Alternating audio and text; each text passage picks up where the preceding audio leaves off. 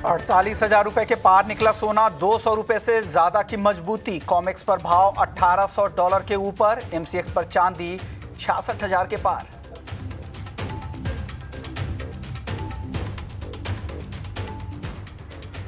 आज से gold bond में निवेश का मौका। 29 अक्टूबर को होगा बंद। 4,765 रुपए प्रति ग्राम की कीमत। डिजिटल ट्रांजैक्शन पर 50 रुपए का डिस्काउंट।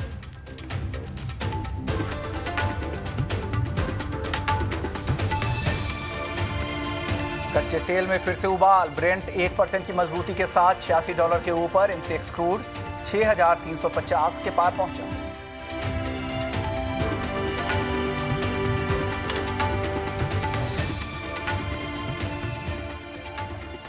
बेस मेटल्स में भी चौतरफा खरीदारी। जिंक, एल्युमिनियम 1 से 1.5% ऊपर। कॉपर और निकल में भी मजबूती के साथ कारोबार।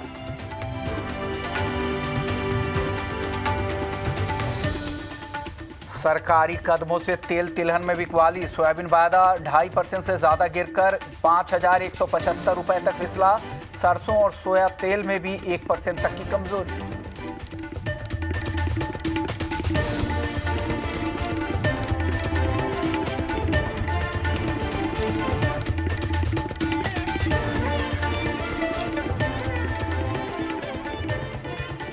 नमस्कार, स्वागत है आपका कमोडिटी निवेश में, जहां हम आपके तमाम कमोडिटी से जुड़े हुए सवालों के जवाब देते हैं और सवाल पूछने का तरीका भी बेहद ही आसान है। आप हमारे नंबर 9619873567 पर अपने सवाल व्हाट्सएप कर सकते हैं और आपके जितने भी कमोडिटी से जुड़े हुए सवाल होंगे अगले आधे घंटे तक कमोडिटी निवेश में दिए जाएंगे। लेकिन आज बात होगी सबसे पहले एडिबल ऑयल की और हमारे साथ सी के प्रेसिडेंट अतुल चतुर्वेदी जी हैं। सर, स्वागत है ईटी नाउ स्वदेश पर। सर, आज एक बड़ी बैठक थी, केंद्र और राज्य सरकार की सचिव स्तर की बैठक थी और उसमें जल्द ऐसे सूत्रों के हवाले से ऐसी खबर मिल रही कि स्टॉक लिमिट तय हो सकता है तेल और तिलहन को लेकर। सर, क्या अपडेट है? क्या इसका क्या असर होगा? क्या इससे दाम काबू में आ पाएंगे अतुल जी?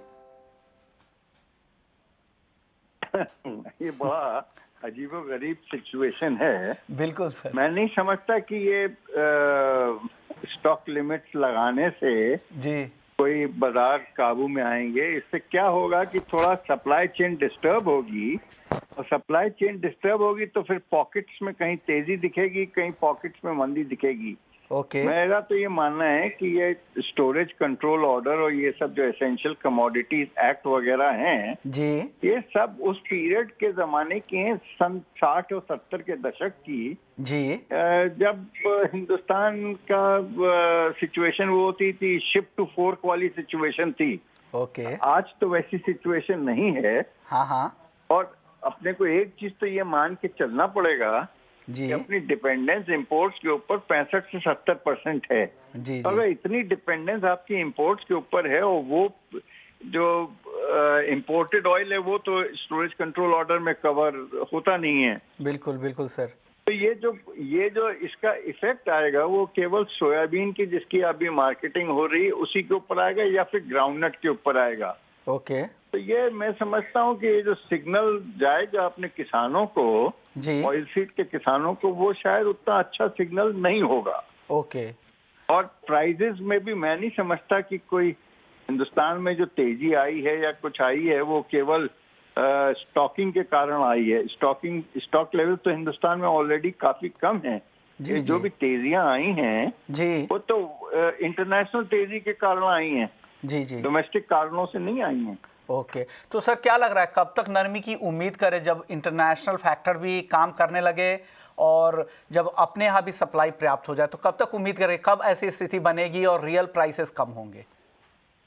नहीं, देखिए, एक चीज तो मान के चले हैं हाँ, कि हाँ। इस साल हिंदुस्तान की क्रॉप, सोयाबीन की और ग्राउंडनट की दोनों क्रॉप बहुत अच्छी हैं। अगर सोपा की फिगर को बात देखें जी जी बिल्कुल तो सोपा सर, का कहना बिल्कुल। है कि 119 लाख टन की सोयाबीन की क्रॉप है और जिस तरह से सोयाबीन की आवकें बढ़ रही हैं जी और जो अभी प्राइजेस में रिफ्लेक्ट भी कर रही हैं, वो मैं समझता हूँ जो आज दाम घटे हैं ना, उस स्टोरेज कंट्रोल ऑर्डर की बातों से नहीं घटे हैं, बट ये सोयाबीन की जो आवकें बढ़ रही हैं उससे घटे हैं। ओके। आज 10 से 11 लाख बैग की हमने सुना आवक है, तो जब 11-11 लाख बैग की आवक होगी जी जी तो ऑटोमेटिकली बाजार घटेंगे घटेंगे, उनको दबना ही पड़ेगा। जी जी। और इवन ग्राउंडनट की भी जिस साल फसल जो है ना वो भी बहुत जबरदस्त है। ओके। ग्राउंडनट की तो अभी बातें हो रही हैं कि 39 लाख टन तो केवल गुजरात में हो, और अभी आईओपीसी का कहना है कि शायद ऑल इंडिया बेसिस पे 80-82 लाख टन की क्रॉप बता ओके रहे हैं। ओके तो ये सारी चीजें आने वाले दिनों में हिंदुस्तान के बाजारों को प्रेशराइज करेंगे। ओके मैं नहीं समझता जो अगर बाजार दबेंगे वो स्टोरेज कंट्रोल ऑर्डर के कारण दबेंगे, ओके। वो नेचुरल सप्लाई बढ़ने के कारण बिल्कुल सर, बिल्कुल सर, घटेंगे। बिल्कुल सर। ये लॉन्ग टर्म तो उस खबर से ही स्टेबिलिटी आएगी और एक बाजार में रियल सप्लाई जब बहाल होगी उसके बाद ही प्राइस कंट्रोल में आएंगे। सर, मस्टर्ड को लेकर सबसे ज़्यादा चिंता है क्योंकि अभी उसकी सोइंग ही शुरू होगी, उसके बाद नई फसल आने में टाइम लगेगा। तो मस्टर्ड के प्राइस कब तक उम्मीद करें कि ये नर्म हो सकते हैं? मस्टर्ड वैसे भी अपना सीजन के आखिरी वाला वो है, और मस्टर्ड हिंदुस्तान में इस साल क्रशिंग काफी ज्यादा हुई है। तो ये पीरियड मस्टर्ड का सोइंग का पीरियड है, और जो अभी जो हम लोगों को अभी शुरुआती आंकड़े आ रहे हैं जी जी उसके हिसाब से ये जो हाई प्राइसेस हैं मस्टर्ड के, जी जी। ये बहुत जबरदस्त फायदा देंगे एकरेज बढ़ाने में। ओके। किसान को अच्छा पैसा मिला है मस्टर्ड का, और जी अभी जी जो रिपोर्ट आ रही हैं उसके हिसाब से मेरे को तो लगता है कि इस बार रकबा बहुत ज्यादा बढ़ेगा मस्टर्ड का। ओके। तो ये जब सब चीजें जब ये क्वांटिटीज अपने यहाँ बढ़ेंगी जी ऑयल सीड्स की, तो जी जी। ऑटोमेटिकली ये सब बाजारों को प्रेशराइज करेंगी ओके। और डिपेंडेंस अपनी इंपोर्ट्स के ऊपर रिलेटिवली कम होती जाएगी अगर यहाँ बिल्कुल डोमेस्टिक क्रॉप बढ़ती रही तो। बिल्कुल बिल्कुल। पर अगर वो बढ़ना बंद कर देगी ओके। और गवर्नमेंट ये सब लाएगी तो फिर थोड़ा क्वेश्चन मार्क बनते हैं। जी जी सर, आप बने रहिए। हमारे साथ सुधीर अग्रवाल भी है, all India cotton seed oil association से हैं। सर, स्वागत है आपका ईटी नाउ स्वदेश पे। सुधीर जी, आपको क्या लग रहा है? सरकार स्टॉक लिमिट लगाने पर विचार कर रही है, आज राज्यों के कई सचिव के साथ बैठक हुई, इसका क्या असर होगा? क्योंकि आप भी मिल चलाते हैं, मिलर हैं, और साथ ही एक एसोसिएशन को भी आप यहाँ पर रिप्रेजेंट कर रहे हैं, तो इसका क्या असर होगा? क्या मिलर्स को इससे कितना नुकसान हो सकता है?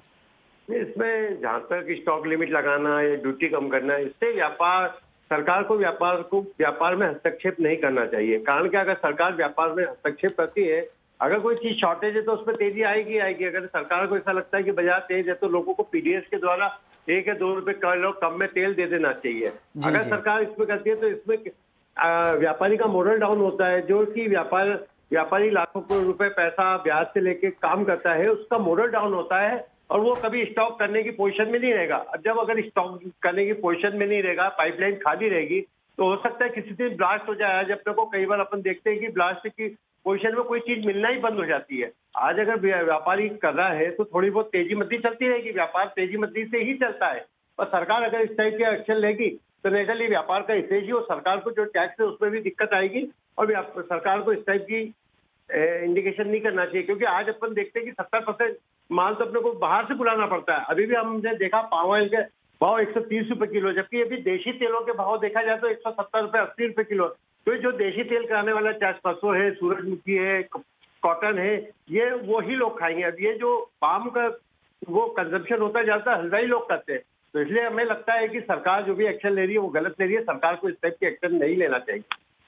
सर, अतुल जी, सर आपसे एक सवाल और। सरकार अब 7 से 10 दिन में स्टॉक लिमिट जारी कर सकती है, ऐसे सोर्सेस बता रहे हैं, और ये 1 से 2 महीने के लिए पाबंदी होगी। और जब अराइवल टाइम आ रहा है आपकी फसलों का, ऐसे में क्या इंडस्ट्री को भी कितना नुकसान होगा? किसान तो नाराज हो ही सकते हैं, क्योंकि जब उनके अराइवल आएंगे तो अराइवल के समय ही जब भाव नीचे चले जाएंगे तो क्या उसका कितना असर होगा? साथ ही इंडस्ट्री को इससे कितना नुकसान होगा अतुल जी? नहीं, मैं समझता हूँ इंडस्ट्री को तो ऐसा कोई नुकसान नहीं होगा, क्योंकि इंडस्ट्री को तो परमिटेड होता है एक सर्टेन क्वांटिटी स्टोर करने का। बट लॉन्ग टर्म में इंडस्ट्री को नुकसान होगा। किसान ने पैदा करना ही घटा दिया, जैसे कि अब सोयाबीन अगर उसने इतना मार खा गया तो फिर अल्टीमेटली आने वाले दिनों में फैक्ट्रीज को भी तकलीफें होंगी जब उनको रॉ मटेरियल नहीं मिलेगा।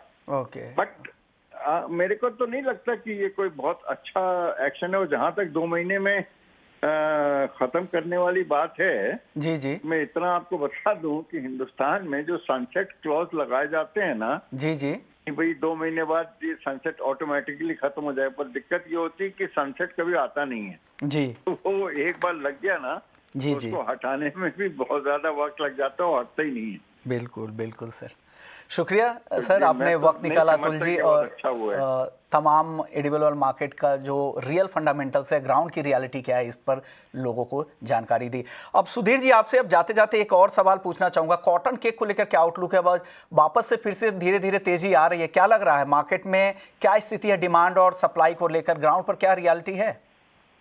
अगस्त तक कॉटन की फसल काफी अच्छी थी। अगस्त के बाद जो बारिश, सितंबर एंड से अक्टूबर में वो जो बारिश हुई सितंबर में, जी, उसके जी। कारण काफी नुकसान हुआ कॉटन की फसल से, जो ओके। करीब 15% नुकसान हुआ। उसकी वजह से कॉटन की फसल अभी डेवलप नहीं हो पा रही है। इसकी वजह से ही करीब 15% नुकसान है। जो हमको उम्मीद थी कि 3 करोड़ 50 लाख गांठ के आसपास अपने यहाँ इंडिया में क्रॉप आ जाएगी, वो अब अपने को लगता है कि 2 करोड़ 75 लाख से लेकर 3 करोड़ से मैक्सिमम आएगी। इसकी वजह से डिमांड और सप्लाई में बहुत ज्यादा वेरिएशन हो गया। जितनी डिमांड चाहिए उतनी सप्लाई हो नहीं पा रही है, मंडियों में आवक बढ़ नहीं पा रही है। इसकी वजह से बाजार तेज है और मुझे आगे लगता है कि अगले 15-20 दिन तक बाजार कपासिया खली में तेज ही रहेगा। ओके, यानी तेजी की उम्मीद है, लग रही है। तो सर अराइवल की क्या स्थिति है अभी करंट में, अगर कॉटन की अगर बात करें तो? कॉटन की अराइवल जैसे अभी तक मैसेज है, करीब 1 लाख गांठ के 1 लाख पर गांठ के पर दे के मैसेज आ रहे हैं, पर क्योंकि अगले 15 दिन के अंदर 8 से 10 दिन छुट्टियां हो जाएगी, उसके कारण भी अराइवल नहीं मिल पाएगी। और अभी क्या है कि हर आदमी स्टॉक नील लेके चल रहा है, तो इस पोजीशन में उसके पास 1 दिन का स्टॉक मेंटेन करता है, 10 दिन का स्टॉक मेंटेन नहीं कर रहा है, तो कभी भी इसके अंदर पाइपलाइन खाली ऑलरेडी खाली है, तो कभी भी इसके अंदर ब्लास्ट हो जाएगा। कभी भी बाजार को काफी अच्छी तेजी आ जाएगी, इसमें कोई दिक्कत नहीं। 2600 साढ़े 2600 रुपए जैसे वायदा 2500 रुपए चल रहा है, इसमें 100-150 रुपए आराम से कभी भी बढ़ सकते हैं। ओके, यानी एक तेजी की 1-2 दिन में सर्किट भी लग सकता है इसमें। ओके, यानी तेजी की उम्मीद है कॉटन केक में भी। हाँ जी, शुक्रिया सुधीर जी, आपने वक्त निकाला और Thank you. Cotton market Thank के बारे में भी बताया और क्या स्थिति है ओवरऑल एडिबल ऑयल मार्केट को लेकर। चलिए अब कुछ और काउंटर्स की बात कर लेते हैं। गोल्ड और सिल्वर, जहां आज अच्छी तेजी दिख रही है, गोल्ड वापस से 48,000 के ऊपर चला गया है और 66,000 के आसपास चांदी भी ट्रेड कर रही है। कुणाल जी, क्या लग रहा है आपको, गोल्ड और सिल्वर में अच्छी तेजी दिख रही है, क्या ये तेजी टिकेगी या ऊपर फिर से वापस मुनाफा वसूली होकर फिर वापस 48 के नीचे आएगा गोल्ड?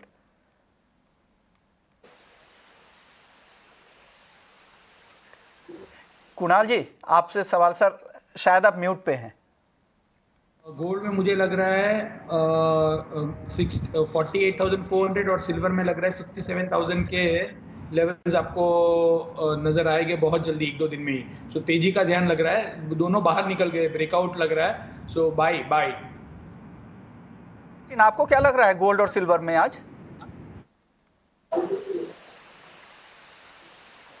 गुड इवनिंग विश्मोहन जी। हमें भी जो है ओवरऑल व्यू जो है वो बुलिश साइड का ही लग रहा है, बिकॉज गोल्ड और सिल्वर के अंदर कंटिन्यूसली तेजी है और काफी अच्छे लेवल्स पर ब्रेकआउट जो है गोल्ड और सिल्वर दोनों ही काउंटर्स में देखने को मिला है।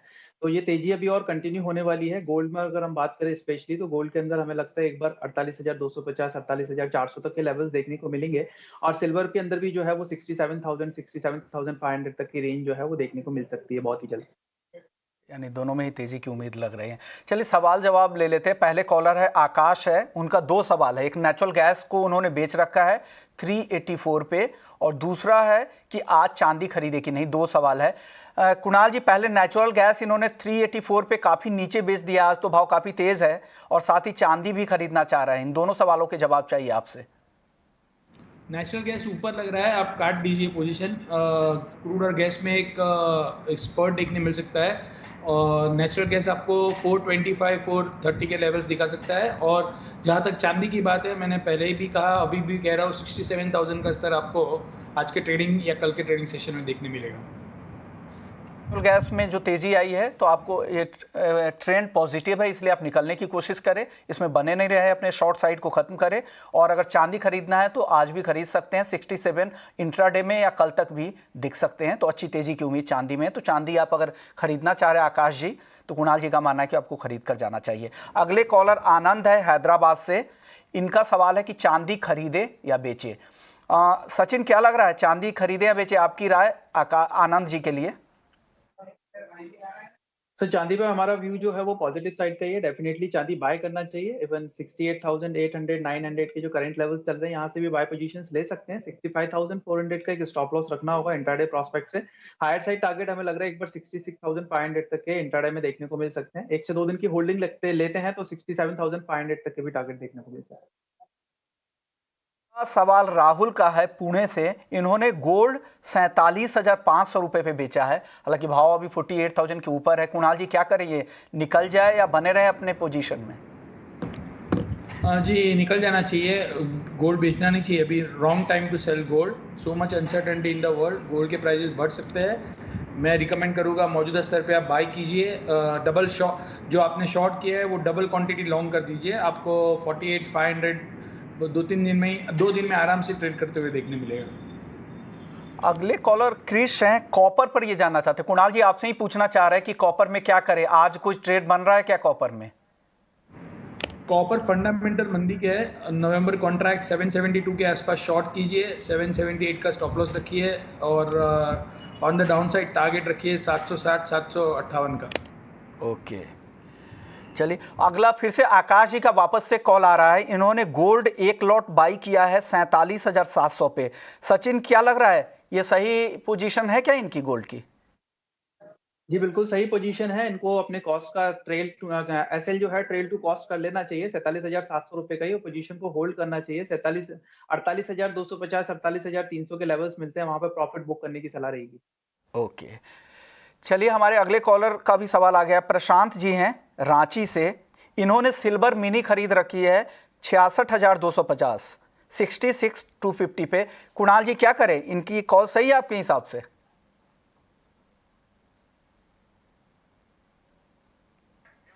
कुणाल जी अब म्यूट है सर। सॉरी सर, कितने की कॉल खरीदी है इन्होंने? सर 66,250 पे इन्होंने सिल्वर मिनी खरीद रखी है। होल्ड कीजिए आप सिल्वर मिनी। मुझे लग रहा है ये 67,000 का स्तर आपको आजकल में ट्रेड करते हुए देखने मिलेगा। ओके चलिए, अगला सवाल दिल्ली से राहुल है। इन्हें बेस मेटल्स में कोई ट्रेड करना है। सचिन कोई सलाह देंगे इनके लिए, बेस मेटल में कहाँ ट्रेड करें? बेस मेटल्स में हमें लगता है कि कॉपर में शॉर्ट पोजीशंस इनिशिएट की जा सकती है अराउंड 770 के आसपास से। स्टॉप लॉस रखना होगा 776 का नवंबर कॉन्ट्रैक्ट में और एक्सपेक्टेड टारगेट है 760 का। यानी दोनों ही जानकारों को लगता है कि कॉपर को सेल करके जाना चाहिए। इससे पहले भी सवाल क्रिश का था, उनके लिए भी शॉर्ट की सलाह कुणाल जी की तरफ से दी गई थी।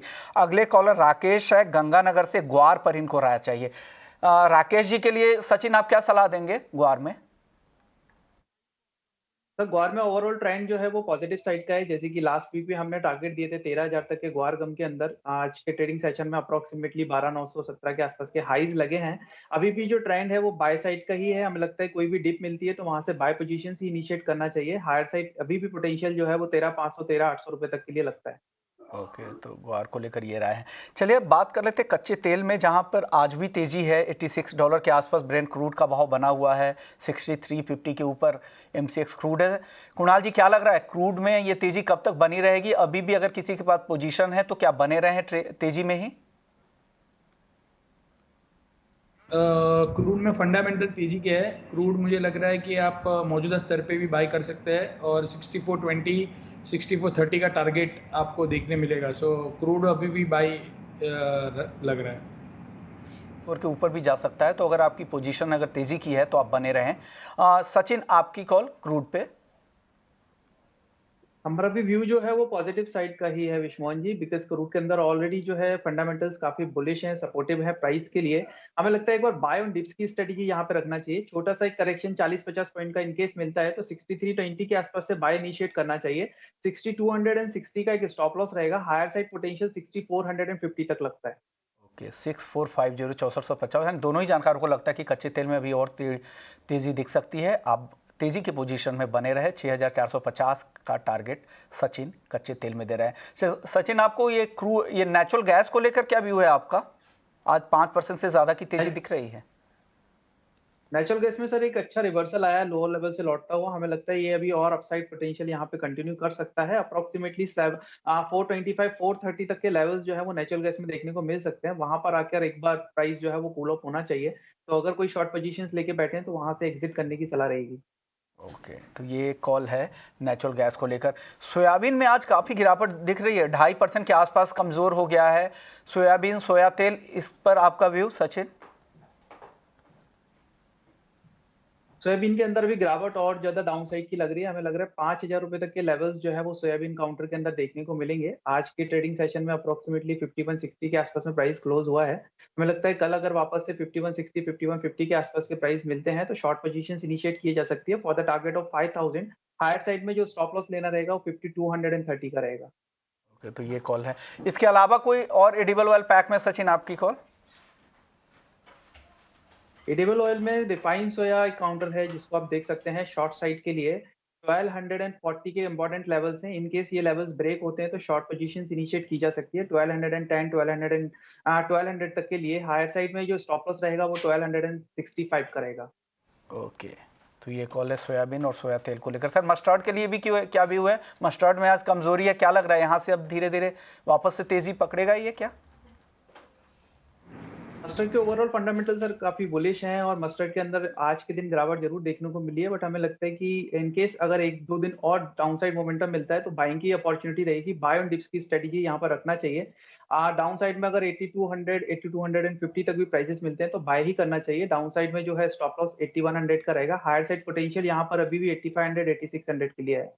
ओके, आज बेस मेटल्स में पूरे सभी काउंटर्स में अच्छी तेजी दिख रही है, लेड को छोड़कर निकेल, जिंक, एल्युमिनियम, कॉपर।